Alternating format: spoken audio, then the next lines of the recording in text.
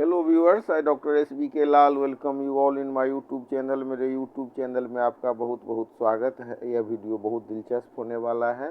यह वीडियो है भारत में एमबीबीएस की पढ़ाई और इसमें हम देखेंगे कि भारत में मेडिकल कॉलेज में जो पढ़ते हैं छात्र, उसमें गार्जियन को कितना खर्चा करना पड़ता है और विकल्प सस्ता क्या सब हो सकता है, और ये महंगा जो एजुकेशन हो गया है उसका क्या इम्पेक्ट है, और क्या इतना महंगा खर्च करके लोगों को एमबीबीएस करना चाहिए, इसमें जो इन्वेस्ट किया जाता है वो कितना दिन में लौटेगा।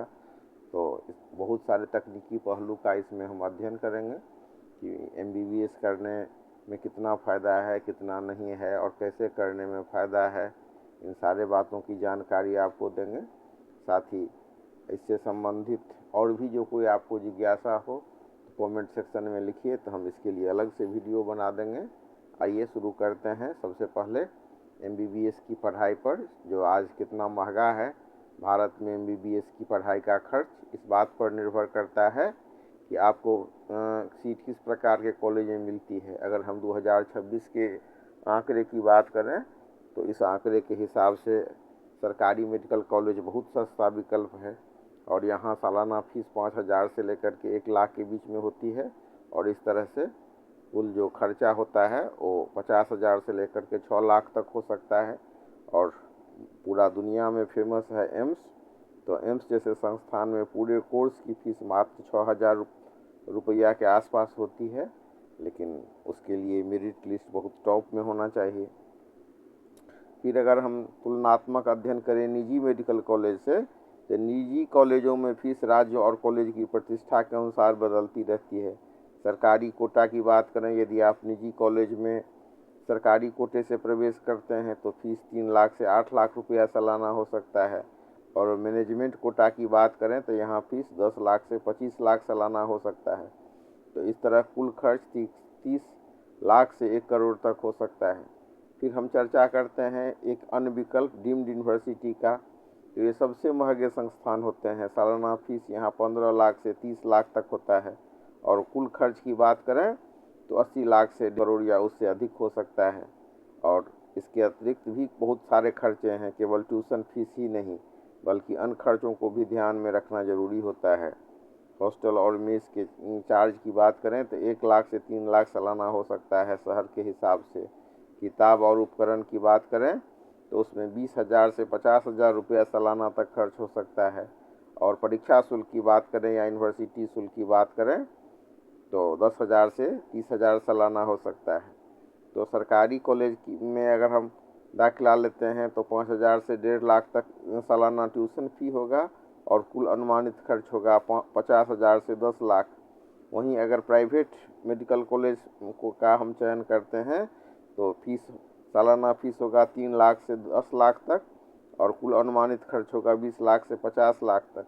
इसी हिसाब से प्राइवेट कॉलेज की बात करें तो सालाना ट्यूशन फी 10 लाख से 25 लाख, और कुल अनुमानित खर्च 60 लाख से 1.5 करोड़ तक होगा। डीम्ड यूनिवर्सिटी की बात करें तो 15 लाख से 30 लाख तक इसका ट्यूशन फी सालाना होता है, और अनुमानित खर्च है 80 लाख से 1.5 लाख तक, 1.5 करोड़ तक। तो यदि बजट कम है तो नीट परीक्षा में बहुत अच्छे अंक लाकर सरकारी कॉलेज का लक्ष्य रखना बहुत बेहतर होता है।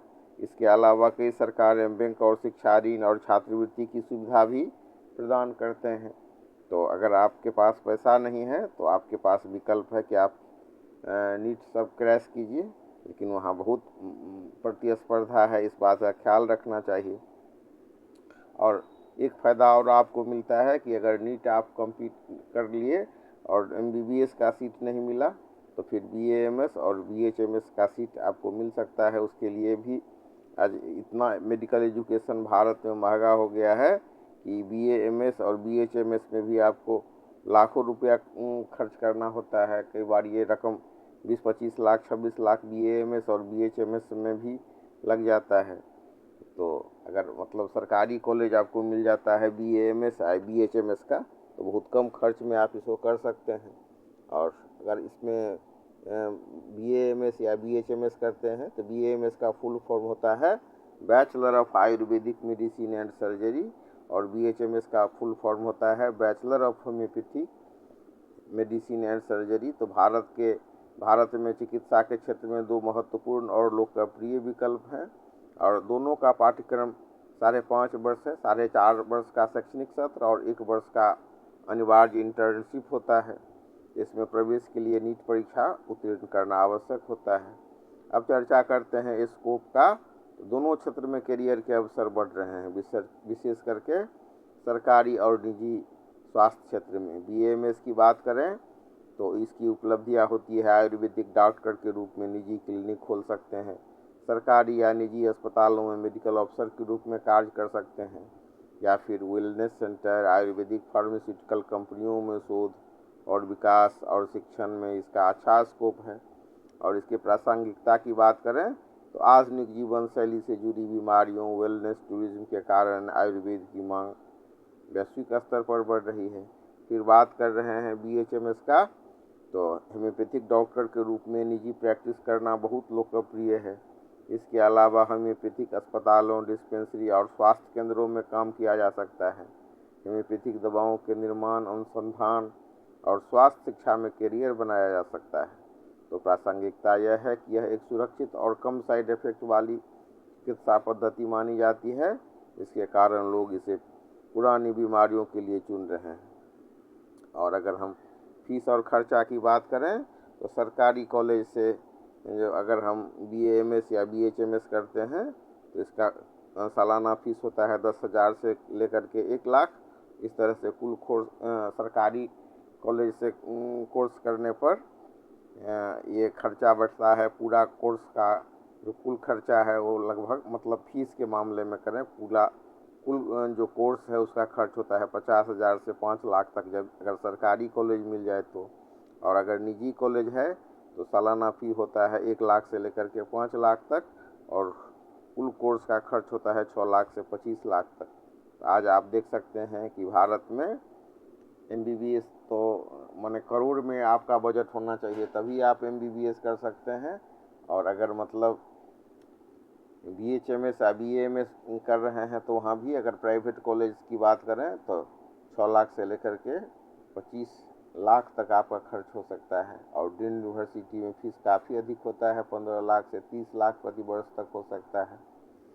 और अगर हम तुलनात्मक अध्ययन करें तो हम देख सकते हैं कि BAMS में आयुर्वेदिक सिद्धांत और जड़ी बूटियाँ होती हैं, जबकि होम्योपैथिक का सिद्धांत होता है सिमिलस, सिमिलीबस, क्यूरोंटोड। और अगर BAMS जो है उसमें जो प्रमुख कार्य होता है पंचकर्म, शल्य चिकित्सा, काया चिकित्सा। वहीं अगर BHMS की बात करें तो रोगी की शारीरिक और मानसिक स्थिति का आकलन। फिर अगर हम BAMS में औसत वेतन की बात करें तो 3 लाख से 15 लाख प्रति वर्ष हो सकता है, और होम्योपैथी में BHMS में 3 लाख से 10 लाख प्रति वर्ष हो सकता है। इस तरह से अगर MBBS आपको नहीं मिल पाया तो BAMS एक विकल्प हो सकता है। तो यदि आप प्राकृतिक चिकित्सा, जड़ी बूटियों और समग्र स्वास्थ्य में रुचि रखते हैं तो BAMS एक बेहतरीन विकल्प हो सकता है। वहीं यदि आप सूक्ष्म औषधियों और व्यक्तिगत उपचार पद्धति, इंडिविजुअलाइज्ड ट्रीटमेंट में विश्वास करते हैं तो BHMS एक अच्छा विकल्प हो सकता है। तो इस तरह से जो डॉक्टर बनने का सपना है उसके लिए आपके पास 3 विकल्प हैं, MBBS, BAMS, BHMS। विकल्प और भी है, जैसे यूनानी की भी पढ़ाई होती है, BYMS। तो इस तरह से जो अल्टरनेटिव मेडिसिन है, अगर आपको MBBS नहीं मिलता है तो अल्टरनेटिव मेडिसिन में भी आप ग्रेजुएशन कर सकते हैं और डॉक्टर बन सकते हैं। फिर इस वीडियो में इतना ही।